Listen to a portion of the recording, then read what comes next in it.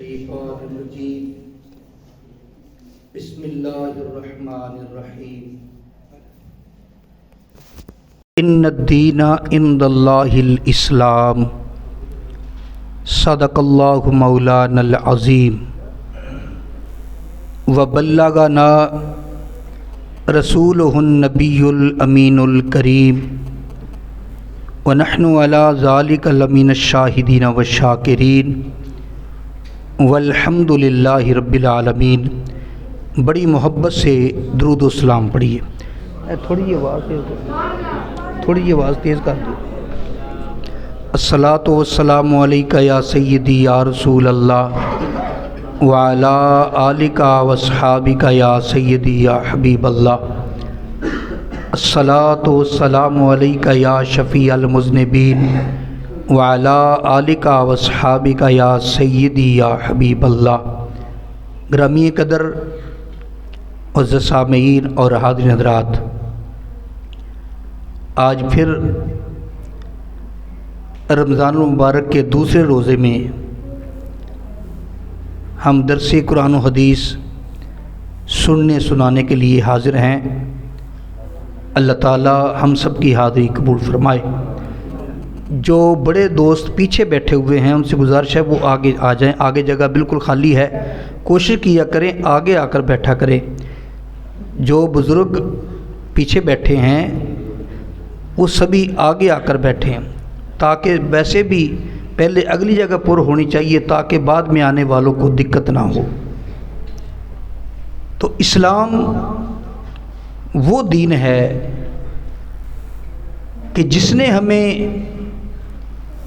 پوری زندگی گزارنے کا طریقہ سکھایا۔ چھوٹے بچوں کی آواز نہیں آنی چاہیے، بھی کوئی بچہ بات نہ کرے، خاموشی سے بیٹھے۔ تو بات یہ کر رہا تھا کہ اسلام ایک جامع مذہب ہے، جامع دین ہے۔ جب آدمی کلمہ شریف پڑھ لیتا ہے، لا الہ الا اللہ محمد الرسول اللہ صلی اللہ علیہ وسلم، جب اس نے یہ پڑھ لیا تو اس پر اسلام کی تمام حدیں لاگو ہو گئیں۔ اسلام نے جس چیز کا حکم دیا ہے اس پر عمل کرنا اس کے لیے ضروری ہے، اور جس سے منع کیا ہے اس سے رکنا ضروری ہے۔ اور یہ بات بھی ذہن میں ہونی چاہیے کہ اسلام ایسا مذہب نہیں جو کہ صرف کتابوں میں موجود ہے، یہ ایسا مذہب ہے جو عملی طور پر بھی نظر آتا ہے۔ اور پھر اسلام برتری کس کو دیتا ہے؟ اسلام، کل میں نے عرض کیا تھا کہ یہ جو رمضان کا روزہ ہے یہ اللہ تعالی ہماری ایک تربیت فرماتا ہے، ہر سال کے بعد ایک مہینہ تربیت فرماتا ہے کہ باقی 11 مہینے بھی ایسے گزریں، لیکن ہم ایسے نہیں گزارتے۔ ادھر لیلۃ القدر گزری، ادھر نمازی غائب ہو جاتے ہیں۔ حالانکہ ہمیشہ ہی ہماری مسجدوں میں رونق ہونی چاہیے، ہمارے ہوٹلوں پہ رونق ہے، دکانوں پہ رونق ہے، جہاں لوگ تاش کھیلتے ہیں وہاں رونق ہے، ہماری مسجدوں میں رونق ہی نہیں، جبکہ دین کا کام مسجدوں میں ہوتا ہے صرف۔ اور یہ بات بھی ذہن نشین کر لیں کہ اللہ نے ہم پہ روزہ فرض کیا، مقصد کیا ہے؟ روزہ ہم پر فرض کرنے کا مقصد صرف ایک ہے۔ اللہ فرماتا ہے لعلکم تتقون، تاکہ تم متقی بن جاؤ۔ اللہ کریم کا ہم پہ روزہ فرض کرنا مقصد ہمیں متقی بنانا ہے، اور تقوی ایسی چیز ہے، یہ برادری نہیں دیکھتا، یہ قوم نہیں دیکھتا، یہ امیری غریبی نہیں دیکھتا، یہ رنگ نسل نہیں دیکھتا۔ جس آدمی کے پاس تقوی کی دولت آ جاتی ہے وہ اللہ کی بارگاہ میں مقبول ترین ہو جاتا ہے۔ یہ میں نہیں کہتا، اللہ کا قرآن کہتا ہے۔ میں مثال دیتا ہوں، فرمایا یا ایھا الناس انا خلقناکم من ذکر و انثی وجعلناکم شعوبا وقبائل لتعارفوا ان اکرمکم عند اللہ اتقاکم۔ اللہ فرماتا ہے لوگو، میں نے تمہیں نر اور مادہ سے پیدا کیا، مذکر اور مؤنث سے پیدا کیا، مرد اور عورت سے پیدا کیا، پھر تمہاری برادریاں بنا دیں، ذاتیں بنا دی، قبیلے بنا دیے۔ اس لیے نہیں بنائے کہ تم اپنی قوموں برادریوں پر فخر کرو، یہ تو اس لیے بنائے ہیں کہ تمہاری پہچان رہ سکے کہ یہ کس قبیلے سے ہے، لتعارفوا، صرف پہچان کے لیے، ورنہ ان اکرمکم عند اللہ اتقاکم، اللہ کی بارگاہ میں عزت والا وہ ہے جو متقی زیادہ ہے۔ اور اسی طرح ہم قربانی کرتے ہیں، کبھی ہم نے غور کیا یہ قربانی جو ہم کرتے ہیں اس میں کیا ہے؟ یہ کون سی عبادت ہے؟ جس کا جی چاہتا ہے، جہاں جی چاہتا ہے وہ قربانی، عید، بڑی عید پر وہ قربانی کر رہا ہے، کوئی بکرا ذبح کر رہا ہے، کوئی چھترا ذبح کر رہا ہے، کوئی اونٹ ذبح کر رہا ہے، کوئی بیل ذبح کر رہا ہے۔ اب اتنا گوشت ذبح کرنے کی وجہ سے جو بنتا ہے، اللہ کو تمہارے گوشت کی کیا ضرورت ہے؟ اللہ تو فرماتا ہے لن ینال اللہ لحومها ولا دماؤها ولکن ینالہ التقوی منکم۔ اللہ فرماتا ہے میری طرف تمہارا گوشت نہیں پہنچتا، تمہارا خون نہیں پہنچتا۔ یا اللہ پھر اتنے جانور ذبح کرتے ہیں، تیری طرف کیا آتا ہے؟ فرمایا میرے پاس صرف تمہارا تقوی پہنچتا ہے۔ یاد رکھیں، جس وقت تم جانور کو ذبح کرتے ہو، چھری پھیرتے ہو نا، چھری پھیرتے ہی تمہاری قربانی اللہ کی بارگاہ میں مقبول ہو جاتی ہے۔ ابھی تم نے کھال نہیں اتاری، ابھی گوشت تقسیم نہیں کیا، صرف چھری پھیری۔ یہ کیوں پھیری ہے؟ اس لیے کہ اللہ نے فرمایا ہے فَصَلِّ لِرَبِّكَ وَانْحَرْ، نماز پڑھ، قربانی کر۔ تو اللہ تعالیٰ یہ دیکھتا ہے کہ اس نے میرا حکم مانا کہ نہیں مانا۔ بس اللہ کا حکم ماننے کی دیر ہے، ادھر تم نے وہ گردن اس کی پر چھری پھیری، ابھی اس کی کھال نہیں اتاری، ابھی گوشت نہیں بنایا، وہ بعد کے اعمال ہیں، لیکن اسی وقت تیری قربانی اللہ کی بارگاہ میں قبول ہو گئی۔ نہ خون وہاں گیا، نہ گوشت وہاں گیا۔ گوشت بھی تم خود کھاتے ہو، اور خون تو ویسے ہی ضائع ہو جاتا ہے، اس کو تو اٹھا کر پھینک دیا جاتا ہے، دھو دیا جاتا ہے، چمڑا اس کا کوئی لے جاتا ہے، سری پائے کوئی لے جاتا ہے، گوشت کوئی کھاتا ہے، لیکن تمہیں ثواب کس چیز کا ملا؟ تقوی کا۔ متقی بنانے کے لیے اللہ نے ہم پہ روزہ فرض کیا تھا۔ اسلام ہماری تربیت کرتا ہے، ایک تربیتی مذہب ہے، ہر بات کی اسلام تربیت کرتا ہے، اور زندگی کے ہر موڑ پر اسلام نے ہماری تربیت کی۔ اس کی کئی مثالیں ہیں۔ مثال کے طور پہ نبی پاک صلی اللہ تعالیٰ علیہ وسلم نے فرمایا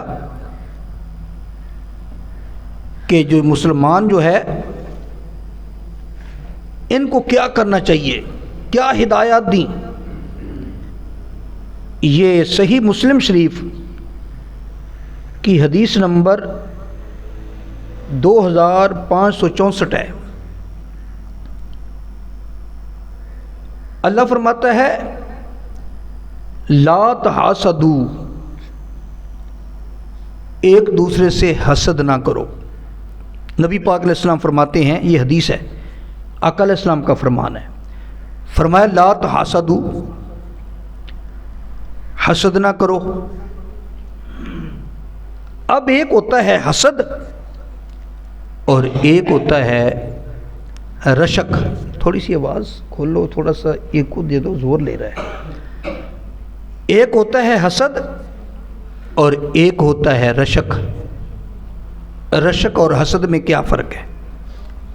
ویسے دونوں کے لیے لفظ حسد ہی آیا ہے، احادیث میں لفظ حسد ہی آیا ہے، لیکن فرق کیا ہے؟ بس ٹھیک ہے، فرق کیا ہے؟ حسد اور رشک میں فرق یہ ہے کہ ایک آدمی کے پاس ایک نعمت آ گئی، اللہ نے ایک آدمی کو مال دیا، اس نے خوبصورت مکان بنا لیا۔ اب رشک کیا ہے؟ دوسرا آدمی یہ سوچے کہ بھئی ماشاءاللہ کتنا سونا اچھا اس نے مکان بنا لیا، کتنا خوبصورت مکان اس نے بنایا، اللہ تعالیٰ اس کو بھی سلامت رکھے، اللہ مجھے بھی توفیق دے، میں بھی اس جیسا بنا لوں گا۔ یہ رشک ہے۔ اسلام رشک کی اجازت دیتا ہے، لیکن ایک ہوتا ہے حسد۔ حسد کیا ہے؟ حسد یہ ہے کہ مثال کے طور پہ ایک آدمی نے مکان بنایا بہت خوبصورت، تو تمہیں چاہیے تھا دیکھتے کہتے ماشاءاللہ اس نے محنت کی، اللہ نے اس کو مال دیا، اچھا مکان بنا لیا، لیکن نہیں، ہم جل گئے، مکمل طور پہ جل گئے۔ اس کے پاس پیسہ آیا کہاں سے؟ اس نے بنا کیسے لیا؟ یہ تو اس کے پاس نہیں ہونا چاہیے۔ اس کو حسد کہتے ہیں۔ تو نبی پاک علیہ السلام نے فرمایا لا تحاسدوا، حسد نہ کرو۔ کسی کو دیکھ کر، کسی کے کاروبار کو دیکھ کر، کسی پر اللہ کی نعمتوں کی کثرت دیکھ کر حسد نہ کرو، بلکہ رشک کرنا چاہیے کہ یا اللہ اسے بھی دی ہے، مجھے بھی عطا کر۔ وہ جب ہم طالب علم تھے نا، تو یہ نوائے وقت میں ایک مضمون چھپتا تھا عبدالرشید صاحب کا سر راہ، تو اس میں انہوں نے ایک بات درج کی تھی، وہ میں آپ کو سناتا ہوں اس کی وضاحت کے لیے۔ تو وہ تھا کہ ایک مرتبہ ایک آدمی کسی بزرگ کے پاس گیا، جا کے کہنے لگا بابا جی میرے حالات بڑے تنگ ہیں، کوئی مہربانی کرو۔ تو فرمانے لگے اور چھوٹے بچے باتیں نہ کرو، باتیں نہ کرو، حالات بڑے تنگ ہیں، کوئی مہربانی کرو۔ تو وہ کہنے لگا ٹھیک ہے۔ اس نے وظیفہ بتایا، کوئی قرآن کی آیت بتا دی یا کوئی دعا بتا دی۔ اس نے کہا دریا کے کنارے جا کر پڑھو، تیرے پاس خضر علیہ السلام آ جائیں گے، تو خضر علیہ السلام سے کہنا جو بھی کام وہ پوچھیں گے وہ بتا دینا۔ تو اس نے وظیفہ وہ جا کے پڑھا، خضر علیہ السلام آگے بتا کیا کام ہے۔ اس نے کہا جی حالات بڑے تنگ ہیں، ایک تو معاشی حالت اچھی ہونی چاہیے، دوسرا میرے پاس جو مکان ہے نا وہ بہت کمزور ہے اور تنگ ہے، مجھے اچھے سے مکان چاہیے۔ فرمایا ٹھیک ہے۔ چند دنوں کے بعد اس کے مکان اچھے بن گئے، ریل پیل ہو گئی۔ اس کے پڑوسی کو پتہ چلا، اس نے دیکھا یہ تو بھوکا مرتا تھا، اس نے اتنا عالی شان مکان بھی بنا لیا۔ تو کسی سے پوچھا کہ یہ کس کے پاس گیا تھا؟ انہوں نے کہا وہاں ایک بزرگ ہیں ان کے پاس یہ گیا تھا۔ اس بزرگ کے پاس بھی یہ بھی چلا گیا، کہنے لگا جی مجھے میری معاشی تنگی ہے، حالات بڑے تنگ ہیں۔ انہوں نے فرمایا بھی ٹھیک ہے، تم بھی یہ وظیفہ پڑھو، دریا کے کنارے جا کر خضر علیہ السلام آئیں گے، ان سے بات کر لینا جو بھی تمہیں پرابلم ہے۔ اس نے وہ وظیفہ پڑھا، خضر علیہ السلام آ گئے۔ میں ہاں تجھے کیا؟ سمجھ گیا کہ یہ اس کا پڑوسی ہے۔ فرمایا ہاں تجھے بھی مکان چاہیے؟ کہتا نہیں نہیں نہیں مجھے مکان نہیں چاہیے، میں اس لیے آیا ہوں کہ وہ جو تم نے بنائے ہیں نا وہ گرا دو، جو بنوائے ہیں نا ان کو گرا دو۔ یہ اس وقت ہم نے جب طالب علمی پرائمری اسکول میں پڑھتے، اس وقت سے تقریباً مڈل میں پڑھتے تھے جب یہ واقعہ میں نے پڑھا، وہ سریرہ والے نے لکھا۔ تو یہاں پر فٹ ہوتا ہے، وہ حسد پر فٹ ہوتا ہے، اس کا نام حسد ہے۔ یہ میں نے مثال اس لیے دی آپ کو اچھی طرح معلوم ہو جائے حسد کیا ہے۔ یہ حسد تھا، کہنے لگا نہیں مجھے مکان نہیں چاہیے، میں صرف اس لیے آیا ہوں کہ جو اس کا بنا ہے نا اس کو گرا دو۔ تو فرمایا لا تحاسدوا، حسد نہ کرو۔ اور آگے فرمایا لا تناجشوا، خرید و فروخت میں دھوکہ دینے کے لیے بولی نہ بڑھاؤ۔ یہ آپ سمجھتے ہیں بولی کیا ہے؟ مجھ سے آپ لوگ زیادہ جانتے ہیں۔ آج کل کاروبار کرنے والے لوگوں نے ایک اور بھی طریقہ بنایا ہوا ہے دھوکہ دینے کا۔ اس کی مثال یہ ہے کہ ایک چیز رکھ دی، کہتے ہیں یہ اس کی بولی لگنے لگی ہے، اور جس نے بولی لگانی ہے 3-4 آدمی اس کے اپنے ہوتے ہیں۔ اب ایک نے لگایا وہ جی 500، کسی نے کہا نہیں 550، دوسرا کہتا ہے 700۔ اب جو اس کا ساتھی ہوتا ہے نا وہ بولتا ہے نہیں جی 1000۔ اب بڑھتے بڑھتے جب بولی اوپر لے جانی ہوتی ہے نا تو اس کا اپنا ساتھی بولتا ہے یہ اتنے کی۔ تو فرمایا ولا تناجشوا، یہ دھوکہ دینے کے لیے بولی نہ لگاؤ۔ یہ ہم دھوکہ دیتے ہیں۔ یہ کاروبار تجارت جو ہے یہ بہت اچھی چیز ہے، برکت والی چیز ہے، لیکن اس میں بھی خرابیاں آ گئیں۔ یار یہ جو چھوٹے بچے ہیں ان کو بھیج دیا کرو، ان کو نہ بٹھایا کرو، بار بار میں ان کو خاموش کروں گا۔ تو توجہ فرمائے، تو فرمایا ولا تباغضوا، ایک دوسرے سے بغض نہ رکھو۔ بغض کینہ، یہ آپ نے شب برات میں احادیث سنی تھی، اللہ ہر ایک کو بخش دیتا ہے، لیکن شب برات میں 8 لوگوں کو نہیں بخشتا۔ ان میں 2 یہ تھے، ایک مشرک اور ایک کینہ رکھنے والا۔ بعض لوگوں کو دوسرے کے ساتھ خام خواہ بغیر کسی وجہ کے بغض ہوتا ہے، یعنی خام خواہی، خدا واسطے کوئی پرابلم نہیں، کوئی وجہ نہیں، ویسے ہی اس سے وہ جلتا رہتا ہے، اس کو دیکھ کر ہی جلتا رہتا ہے۔ تو نبی پاک علیہ السلام نے فرمایا لا تباغضوا، بغض نہ رکھو۔ فرمایا ولا یبع بعضکم علی بیع بعض، ایک دوسرے کے سودے پر سودا نہ کرو۔ اب ٹھیک ہے، ڈرائیور کو پہلے بٹھا دیا کرو۔ تو سودے پر سودا کرنا، نبی علیہ الصلوۃ والسلام نے فرمایا ایک دوسرے کے سودے پر سودا نہ کرو۔ اور یہ مرض بھی ہمارے اندر ہے۔ وہ کیا ہے؟ ایک آدمی نے آپ کے ساتھ سودا کر لیا، یہ موٹر سائیکل ہے، یہ 30,000 کی میں نے دینی ہے، سودا ہو گیا جی 30,000 کی میں لے جاؤں گا، حتیٰ کہ آپ نے اس سے تھوڑا بہت ایڈوانس بھی لے لیا۔ ابھی ایک اور آدمی آ گیا، وہ کہتا ہے یار موٹر سائیکل مجھے دے دے. وہ کہتا ہے میں نے تو فلاں کو بیچی ہوئی ہے. کتنے کی بیچی تھی؟ 30,000 کی. وہ کہتا ہے مجھ سے 35,000 لے لو, مجھے دے دو. اب جب اس نے 5,000 سنا کہ 5,000 زیادہ مل رہا ہے تو اس کے منہ میں پانی آ جاتا ہے. اور وہ منہ میں پانی آتا ہے نا, اب وہ سوچتا ہے کہ اس کو کیسے ٹالوں. وہ کہتا ہے میری والدہ نہیں مانی, میرا والد نہیں مانا, میرا بھائی نہیں مانا. وہ کہتا ہے ہم نے نہیں دینی, ہمیں خود چاہیے. حالانکہ چاہیے نہیں, وہ 35,000 والے سے بات ہو گئی. اب دونوں گناہ گار ہوئے. اس نے سودے پر سودا کر کے اس کو گناہ گار کر دیا, خود بھی گناہ گار ہوا. ایک تو اس نے میرے نبی کے حکم کی نافرمانی کی, میرے نبی نے فرمایا سودے پر سودا نہ کرو. دوسرا اس نے اس کو جھوٹ بولنے پر مجبور کیا. وہ جھوٹ بولا کہ نہیں میرا بیچنے کا پروگرام نہیں ہے, میرا باپ نہیں مانتا, میری ماں نہیں مانتی, میرا بڑا بھائی نہیں مانتا, میرا فلاں رشتہ دار مجبور کر رہا ہے, میں نے یہ اس کو دینی ہے.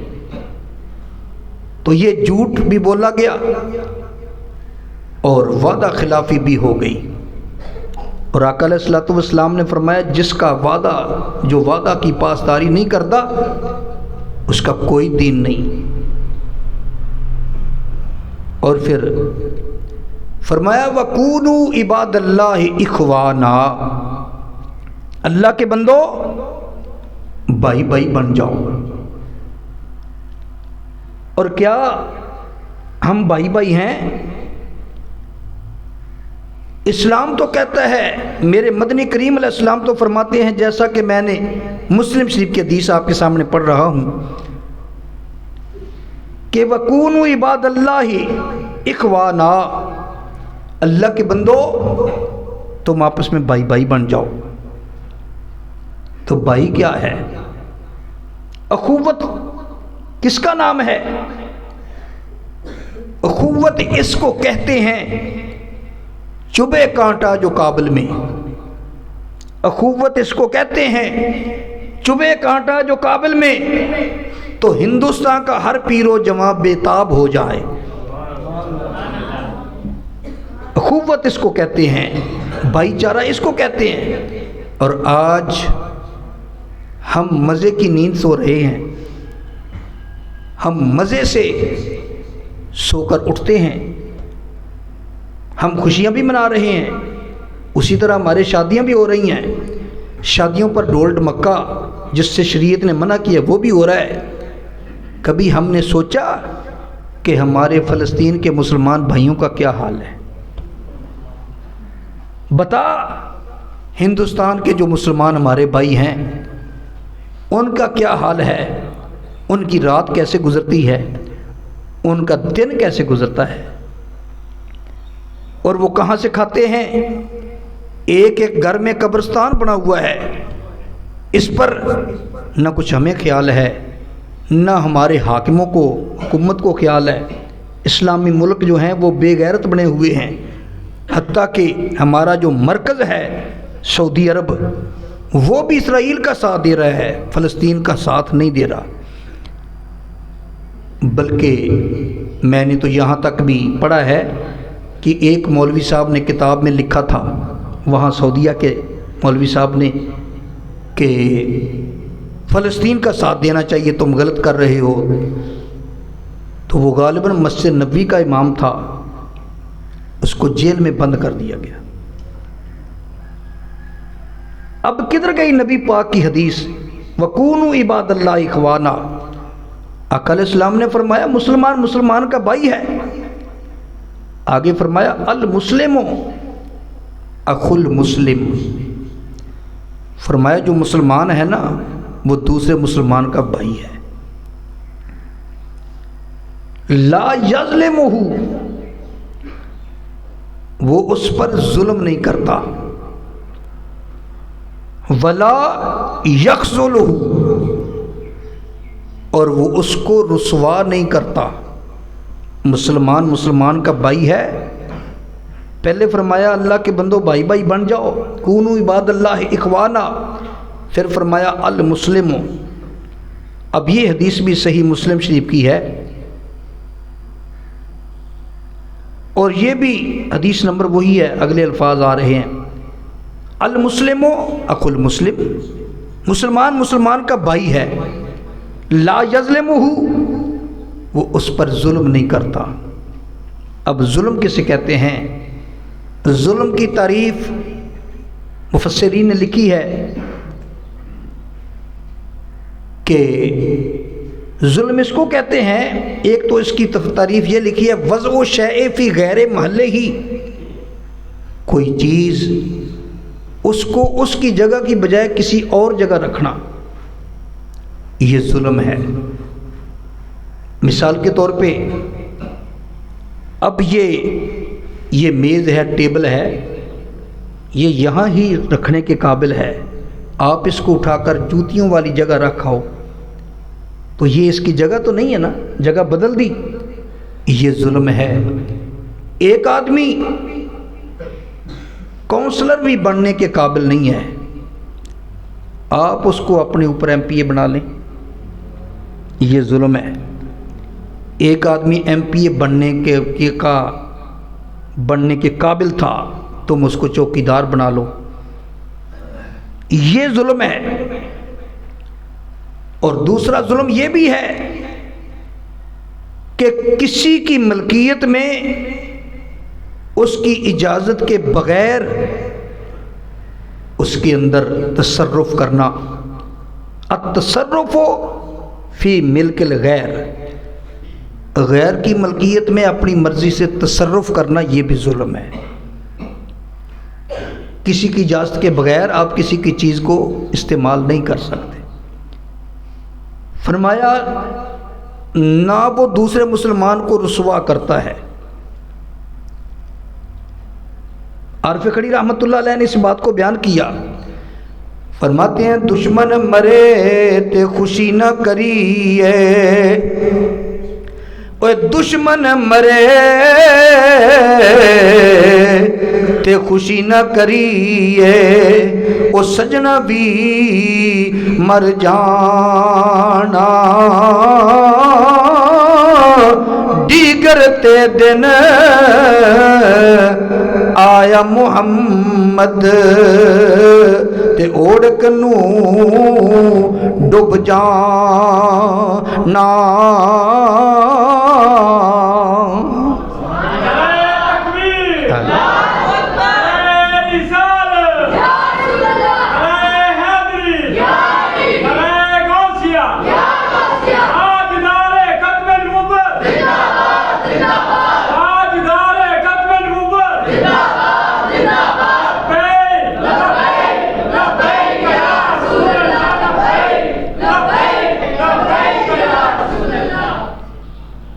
اور آگے فرمایا لا یحقرہ، اور مسلمان دوسرے مسلمان کو حقیر بھی نہیں سمجھتا۔ ایک مسلمان دوسرے مسلمان کو حقیر بھی نہیں سمجھتا، یہ نبی پاک علیہ السلام نے فرمایا۔ اب غور کیجئے، بزرگ جو ہیں اللہ کے نیک بندے، اللہ کے ولی، ان کی سب سے بڑی جو بات بنیادی ہے وہ یہ ہے کہ ہر ایک کو اپنے سے اچھا سمجھتے ہیں، اور یہ بڑی پکی بات ہے۔ جس آدمی کو کے اندر جتنی نیک نامی ہوگی وہ اتنا ہی جھکا ہوا ہوگا، عاجز ہوگا، تکبر نہیں ہوگا اس میں، اور وہ دوسرے لوگوں کو اپنے سے حقیر نہیں سمجھتا۔ جو اپنے آپ کو دوسروں سے حقیر سمجھے اس کے تو مسلمانی میں شک ہے، شک ہے۔ ہر ایک کو اپنے سے بہتر سمجھو، ہر ایک کو اپنے آپ سے اونچا سمجھو۔ مولانا روم رحمۃ اللہ تعالی علیہ نے بڑی مثال دی۔ ہم جو لوگ درس نظامی پڑھتے ہیں نا، اس میں ایک مضمون ہے، ایک سبجیکٹ آتا ہے منطق کا، اصول میں ایک منطق بھی ہے۔ تو مولانا روم رحمۃ اللہ تعالی علیہ فرماتے ہیں کہ ایک آدمی نے منطق پڑھ لی، اب جس سے بھی وہ ملتا ہے نا وہ کہتا ہے تو نے منطق پڑھی ہے؟ کہتا نہیں۔ کہنے لگا تو نے اپنی زندگی ضائع کر لی۔ دوسرے سے ملتا ہے تو نے منطق پڑھی ہے؟ وہ کہتا ہے نہیں۔ کہتا ہے تو نے اپنی زندگی ضائع کر لی۔ کتنے سال کا ہو گیا؟ اتنے سال کا۔ جی اتنے سال تیرے ضائع گئے کیونکہ تو نے منطق نہیں پڑھی۔ وہ چلتے چلتے کشتی میں بیٹھا تو ملاح سے پوچھنے لگا تو نے منطق پڑھی ہے؟ کہنے لگا نہیں، میں تو ساری عمر یہ کشتی چلاتا رہا۔ اس نے کہا تیری آدھی عمر ضائع ہو گئی، تمہیں منطق پڑھنی چاہیے تھی۔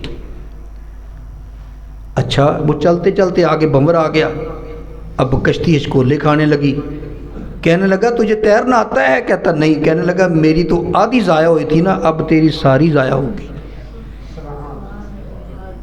تجھے تیرنا نہیں آتا؟ مجھے تیرنا آتا ہے، میں تو بچ جاؤں گا، تو بیٹھ اب منطق پر۔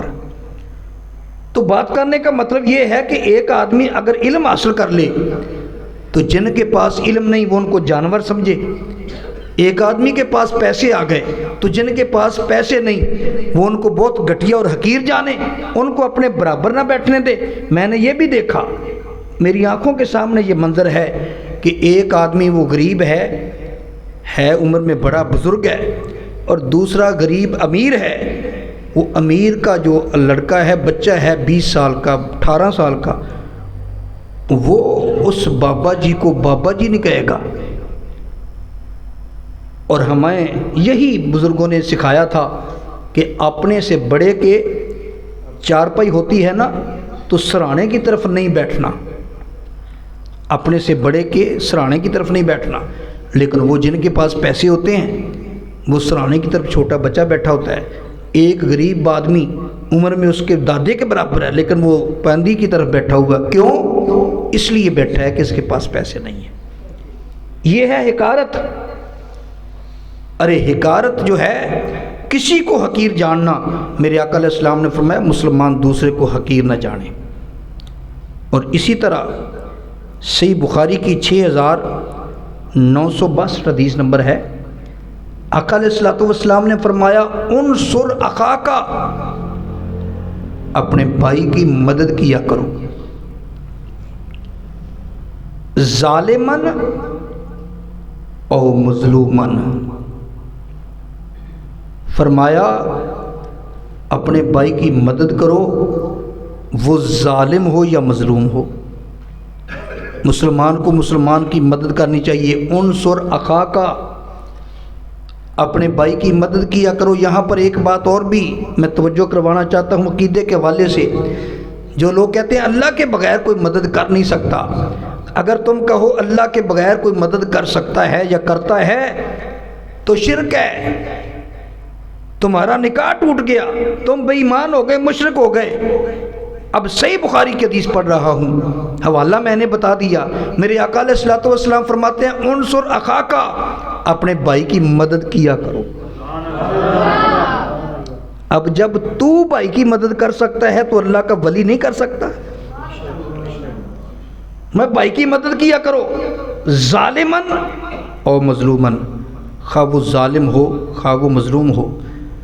قالا، فقال رجل، صحابہ میں سے کسی نے سوال کیا یا رسول اللہ انصرہ اذا کان مظلوما،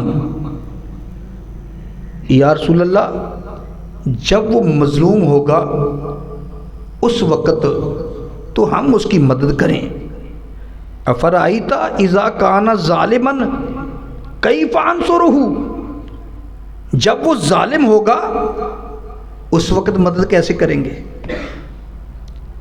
مظلوم کی مدد تو ہم کریں، ظالم کی مدد کیسے کریں گے؟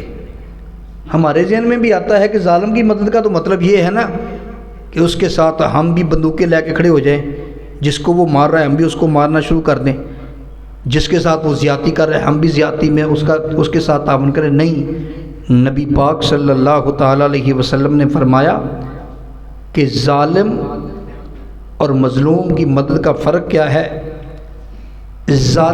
مظلوم کی مدد یہ ہے کہ اس کے ساتھ کھڑے ہو جاؤ، ظالم کو اس پر ظلم نہ کرنے دو، ظالم کو روکو، مظلوم کا ساتھ دو، اور ظالم کی مدد یہ ہے کہ اس کا ہاتھ پکڑ لو، اس کو ظلم کرنے نہ دو۔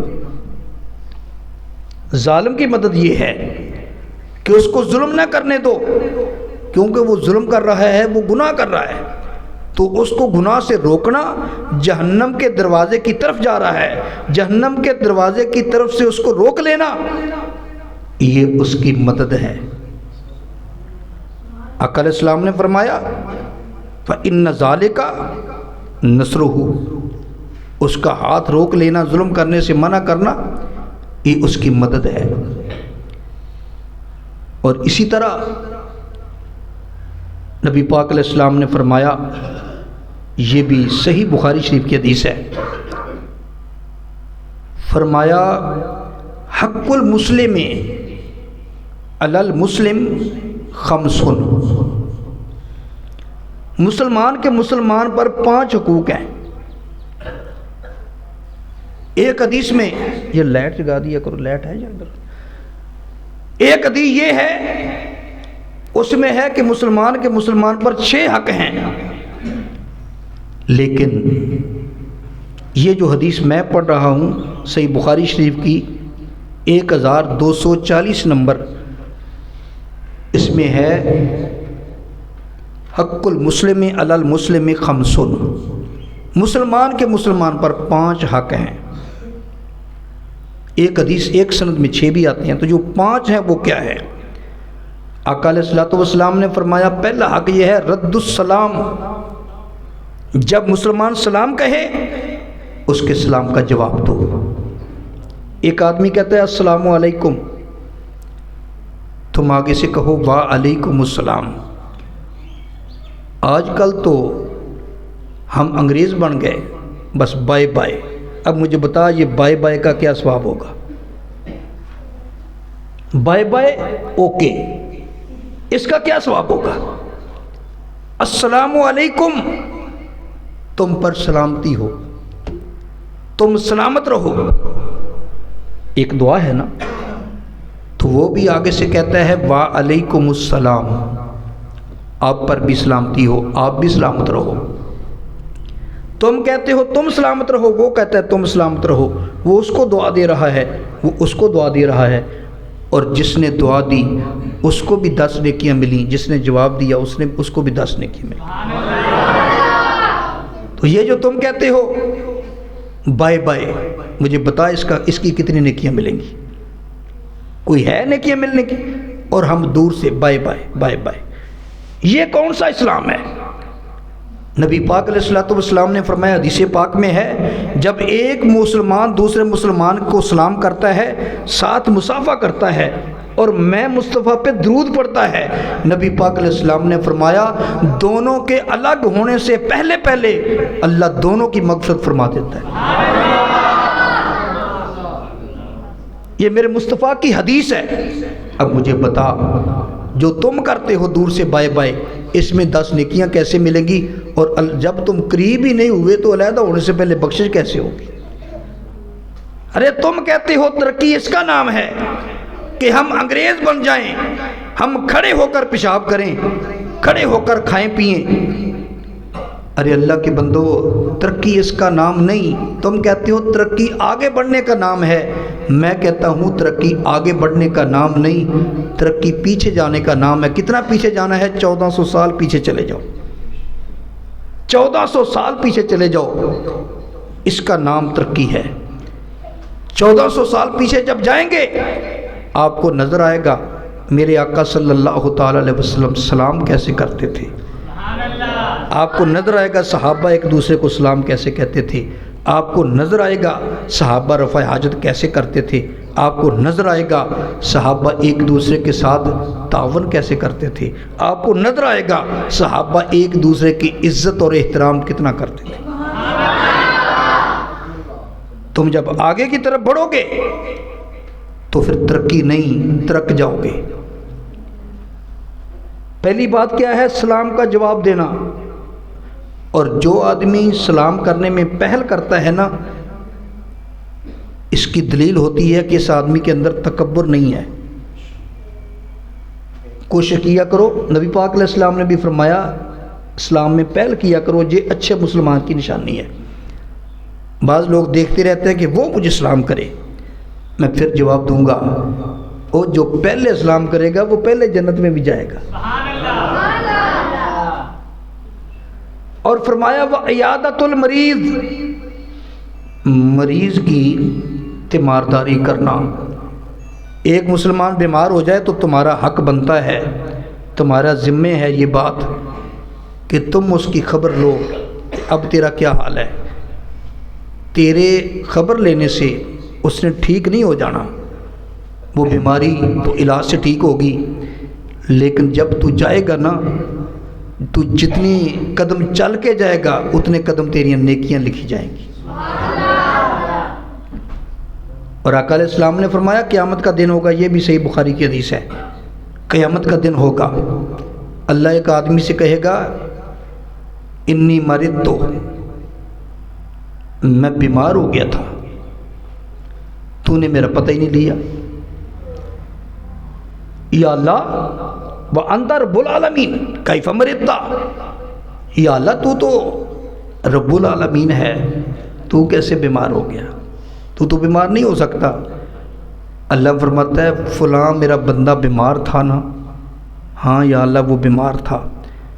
فرمایا اگر تو اس کے پاس اس کی تیمارداری کے لیے چلا جاتا، اس کی خبر لینے کے لیے چلا جاتا، تو اللہ فرماتا ہے لوجدتنی عندہ، تو اس کے پاس مجھے بھی پا لیتا. اس بندے کی اگر تو خبر لینے چلا جاتا تو اس کے پاس مجھے بھی پا لیتا. فرمایا وعیادۃ المریض.